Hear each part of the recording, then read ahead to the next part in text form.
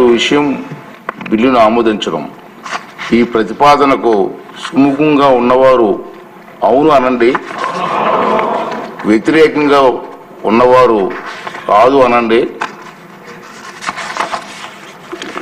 అవునన్నారు, అందరూ అవునన్నారు, కాదన్నవారు లేరు. ప్రతిపాదన ఆమోదించడమైనది. బిల్లు సభ ఆమోదం పొందినది.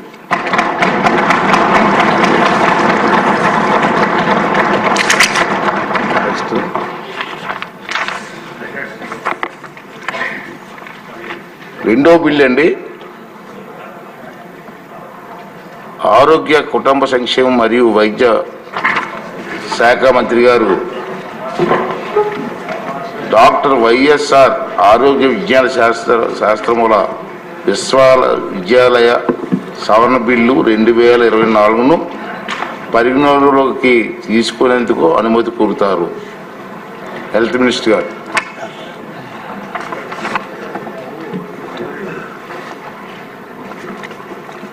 ధన్యవాదాలు అధ్యక్ష.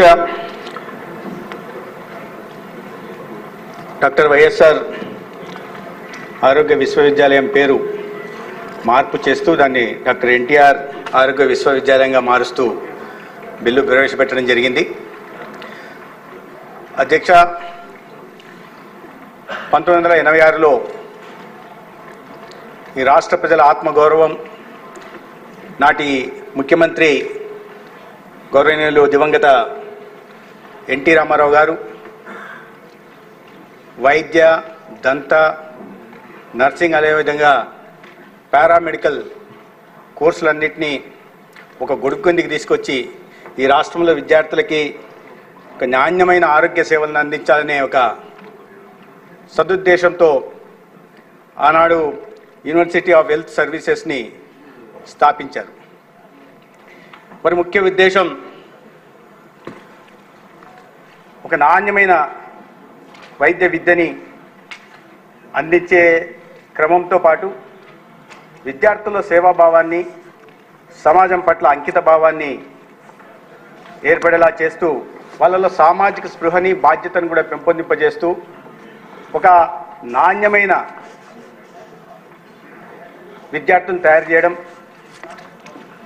సామాజిక బాధ్యతని గుర్తిరిగేలాగా, సమాజానికి సేవ చేసేలాగా విద్యార్థులను తయారు చేసే ఉద్దేశంతో ఆ సంస్థను తీసుకురావడం జరిగింది. ఒక సకారాత్మకమైన నిర్మాణాత్మక వాతావరణంలో శిక్షణ ఇచ్చి ఆ రంగాల్లో నాయకులను తయారు చేయాలనే ఉద్దేశంతో ఆనాడు గౌరవ ఎన్టీ రామారావు గారు ఈ విశ్వవిద్యాలయాన్ని స్థాపించడం జరిగింది.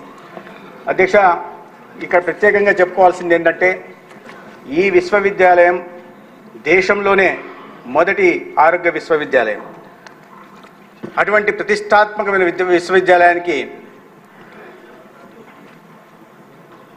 1996లో దివంగత ఎన్టీ రామారావు గారు వారి మరణానంతరం అటువంటి వారిచే స్థాపించబడిన విశ్వవిద్యాలయానికి వారి పేరు పెడితే సముచితంగా ఉంటుందని నాటి ప్రభుత్వం 1998లో ఒక యాక్ట్ అమెండ్మెంట్ తీసుకొచ్చి దాన్ని ఎన్టీఆర్ హెల్త్ యూనివర్సిటీగా మార్చడం జరిగింది అధ్యక్ష.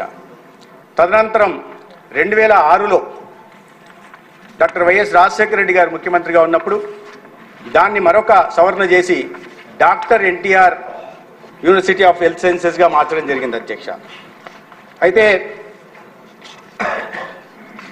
గత 1986 నుండి ఈ విశ్వవిద్యాలయం స్థాపింపబడిన నాటి నుంచి అనేక రకాలైన సేవల్ని, విశిష్టమైన సేవల్ని వైద్య రంగానికి యూనివర్సిటీ అందించింది అధ్యక్ష.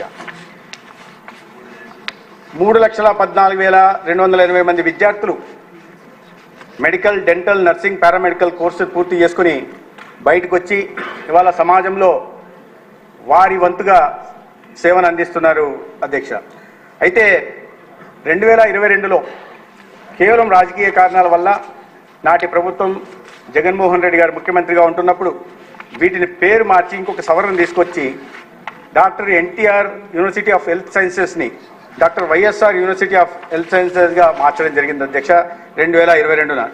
దాని తర్వాత 2022 అకాడమిక్ ఇయర్లో 16,297 మంది విద్యార్థులు బయటకు వస్తే కోర్సు పూర్తి చేసుకొని 2023లో 14,840 మంది విద్యార్థులు పూర్తి చేసుకొని వచ్చారు.